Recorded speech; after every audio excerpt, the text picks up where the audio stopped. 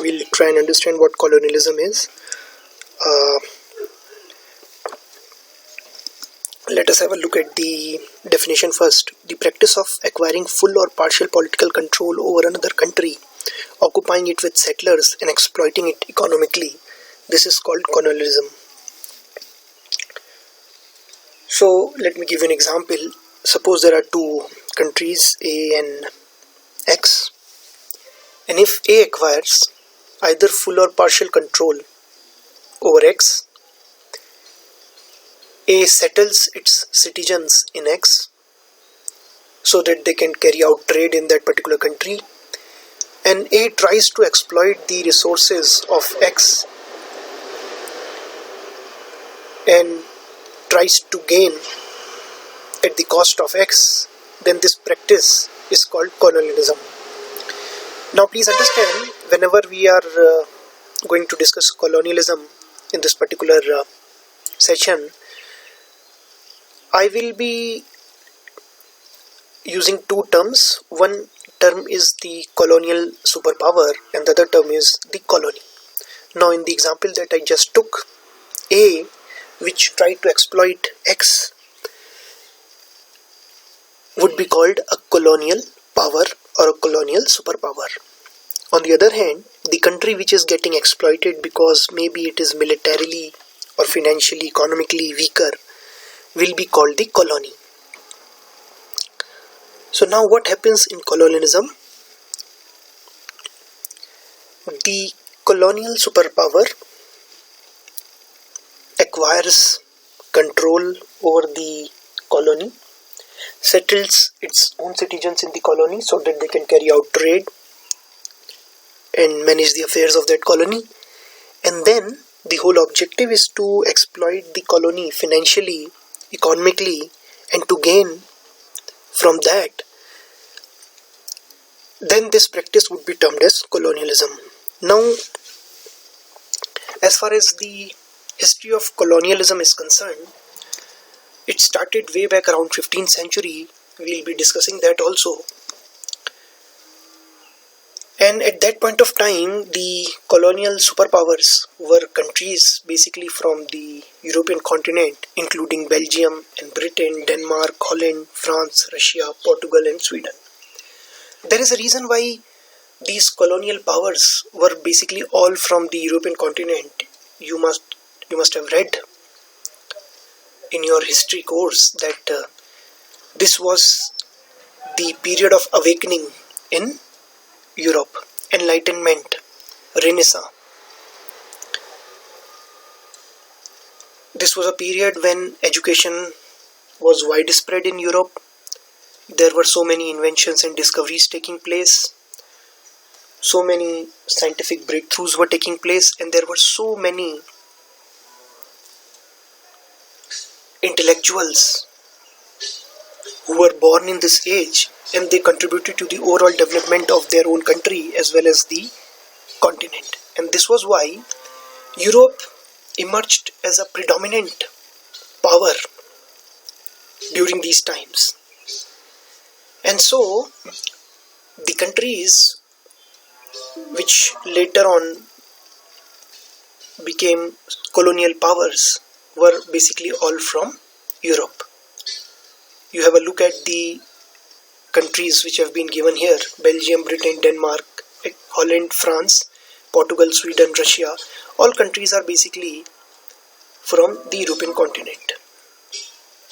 So this was the reason why these countries emerged as colonial powers in the 15th century. What do we mean by 15th century? The time period between 1400 to 1499. So this is the 15th century, and this was the time when colonialism first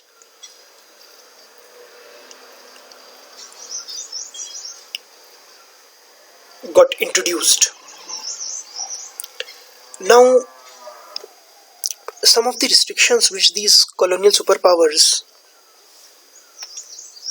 imposed on their colonies include mercantilism.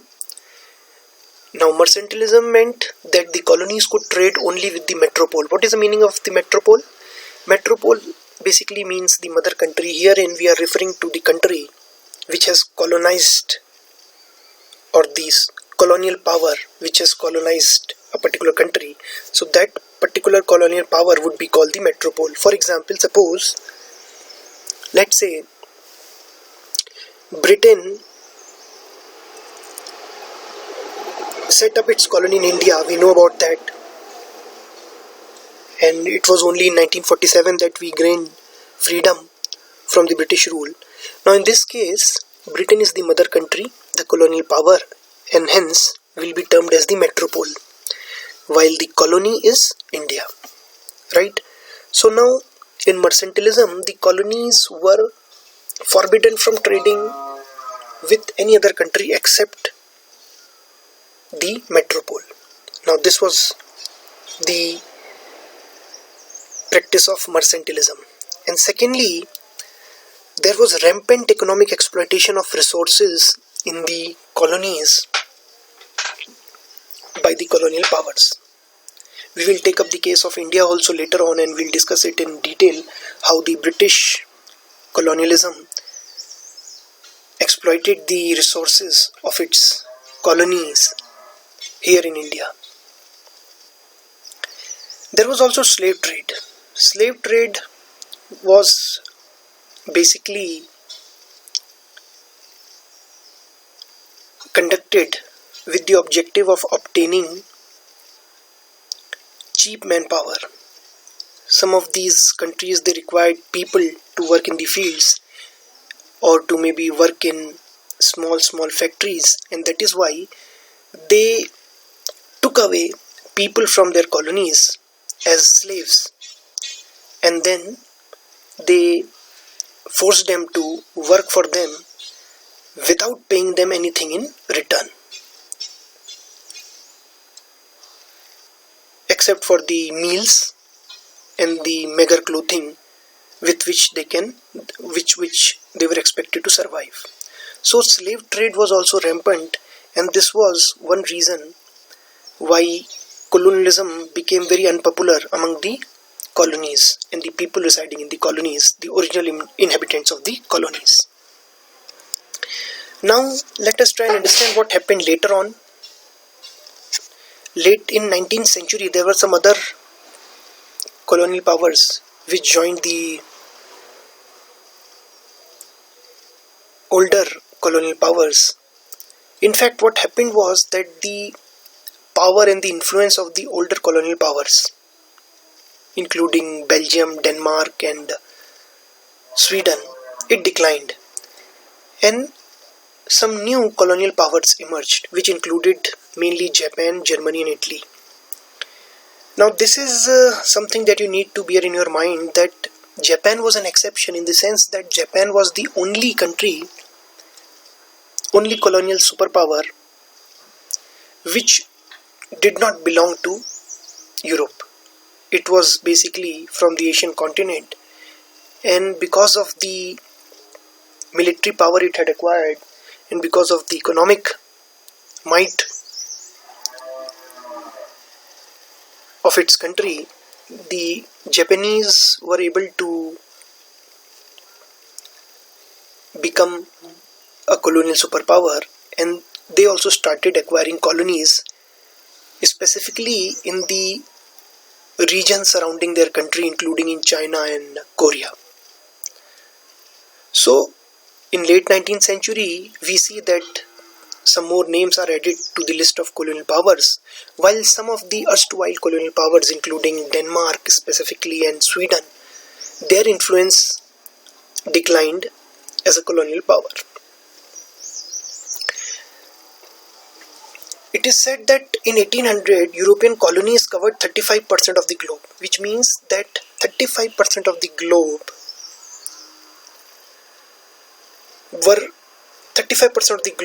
was basically a colony of some or the other country from the Europe, some or the other colonial power from the Europe. But as the influence rose, by the year 1945, almost 84% of the globe was colonized by the European colonial powers, which means European colonies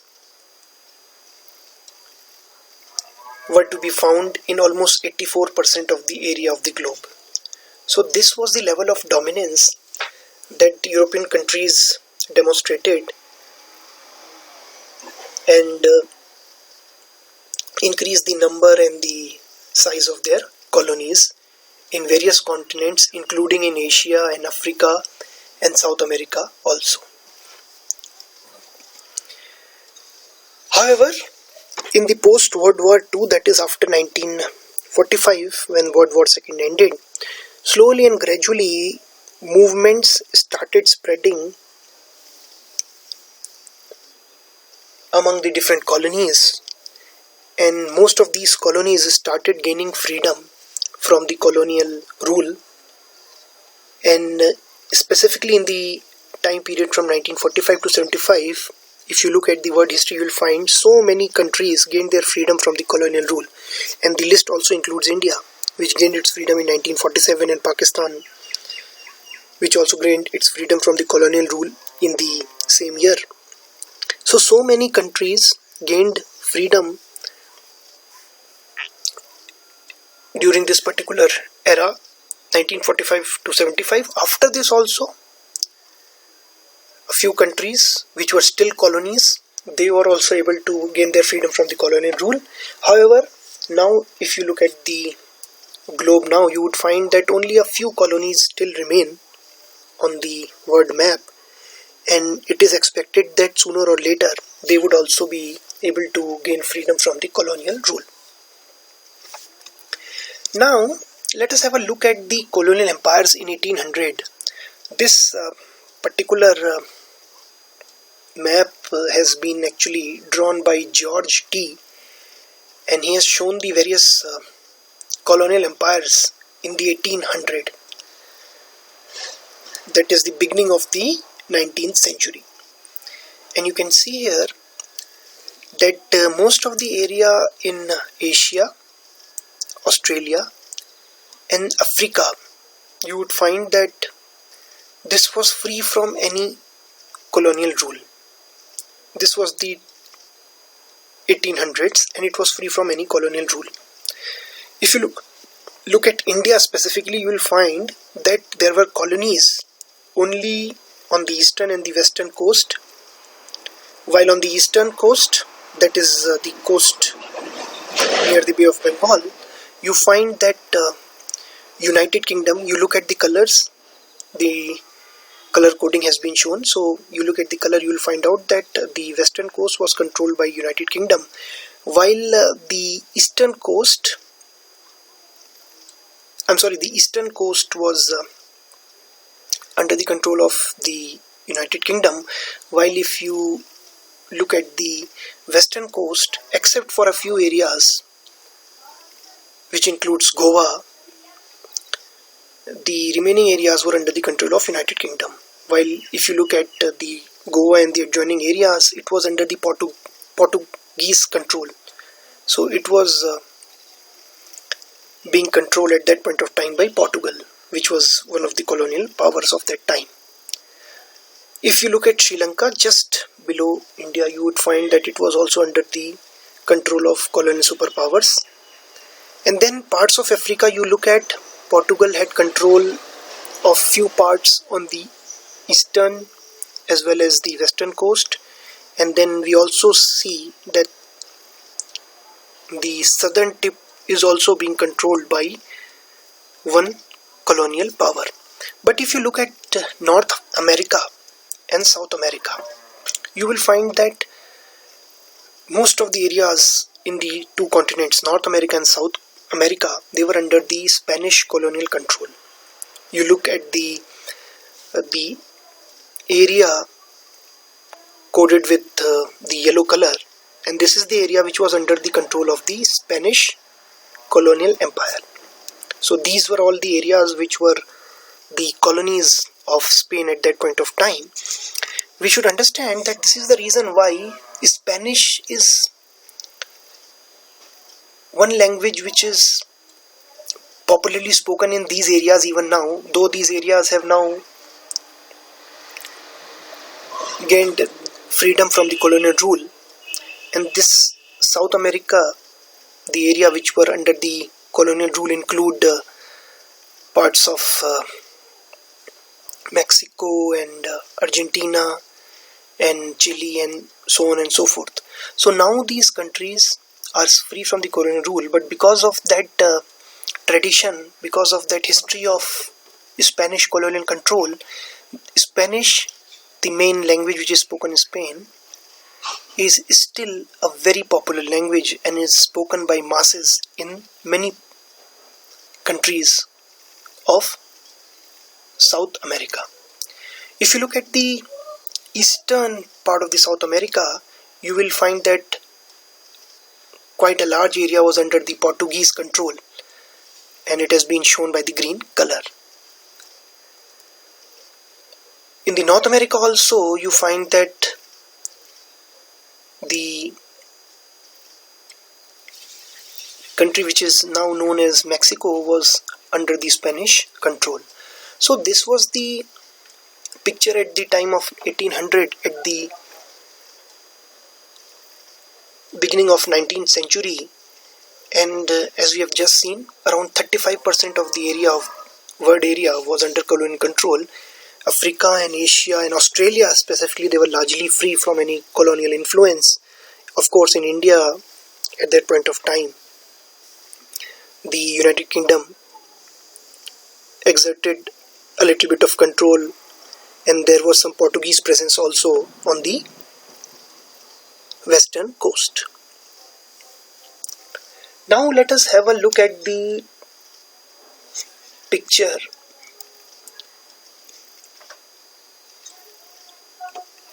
in the year 1945. According to Ariske, this particular picture has been drawn, this particular map has been drawn by Ariske, and the colonial empires in 1945 have been shown here. And now you please have a look at the presence of colonial powers in different parts of the world. You would understand now that quite a large area is now under the colonial influence, which includes the whole of India and Pakistan and Bangladesh. You can see here. You can have a look at the color coding scheme and you can understand that this particular area was occupied by the United Kingdom as the colonial superpower. And then if you move to south of India and if you move towards what is known as Indonesia and Malaysia today, these were under the control of the Dutch. You can have a look at the color scheme. It has been shown by the orange color, which means it was under the Dutch colonial control, right? So as far as North America is concerned, you can look at the pink portion that was a British dominion. This portion was the British dominion. As far as South America is concerned, only a few parts were now under the control of colonial powers. And these few parts were basically controlled by United Kingdom and the Netherlands and France. So France, Netherlands and United Kingdom had their colonies on the northeastern part of South America. You look at Asia, you will find that as far as China is concerned, it was not under any colonial control in the year 1945 as such. However, if you look at the eastern coast of China, you will find small presence of some colonial powers. But if you look at India, it was under the colonial influence of United Kingdom. Then we have already discussed towards the southeast, you find that Indonesia and Malaysia, parts of these countries were under the Dutch colonial influence. As far as Australia was concerned, this was a British dominion. What do we mean by a British dominion? Basically, it was considered a colony of the British only. However, the people here had more freedom to manage their own affairs. Okay, now let us have a look at Africa. In Africa, you will find that now almost all the parts of Africa are under colonial control. You can see predominance of the blue color, which shows that the northwestern parts of Africa were basically, and the western parts also, were basically under the French colonial control. And then you also see quite a number of United Kingdom UK colonies here, specifically on the eastern and the southeastern parts. You also find some British dominions and the Portuguese presence also on the southeastern and the southwestern parts. So almost whole of Africa was under colonial control by the year 1945. As far as Europe is concerned, you know that most of these countries, they were colonial superpowers and they had started establishing their colonies and had spread to almost 84% of the globe by the year 1945. So you can now see at the spread of colonialism and spread of colonies in the year 1945 and how rapidly the things change from just around 34% of the globe being colonized by colonial superpowers in 1800 to almost more than 80% of the globe now being colonized by the colonial superpowers. So this is how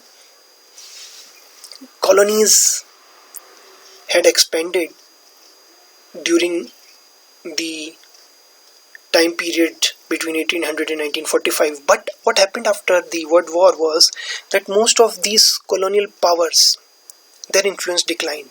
If you would recall that the major players in the Second World War, including Germany and Italy, as well as the countries which formed the Allied grouping, including Britain, they were basically from Europe. And because of the impact of the Second World War, their power declined, their influence declined, and slowly it became difficult for them to hold on to their colonies in Asia and Africa and other parts of the world. And slowly, as we have just said, after 1945, in around the next 30 years, 3 decades, most of these colonies gained freedom from the colonial yoke. So this was how colonies and colonialism evolved over the years. The whole idea of this discussion is not to make you cram what colonialism is and which colonial superpower had colonies in which part of the world or in which continents. That is not the objective of this particular session. The main objective of this session is to give you even an overview of how colonialism is spread from a few parts of the world to cover almost 80% of the world by 1945, and which countries from Europe were the main players. They were the colonial superpowers and they established the colonies in different parts of the world. So this is just to give you an overview. You don't need to cram things, you just need to understand how colonialism evolved over the years from 15th century to the middle of the 20th century, that is around 1945, and how eventually after Second World War, slowly colonies started gaining freedom and there was a contraction, and the number of colonies now is very few.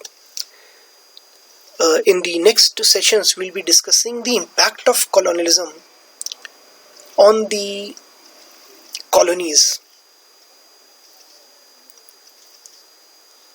and the inhabitants of the colonies, how it impacted the colonies, how it impacted its environment, how it impacted its relationships with other countries, how it impacted the original inhabitants of the colonies. This is something that we'll be taking up in the next video session.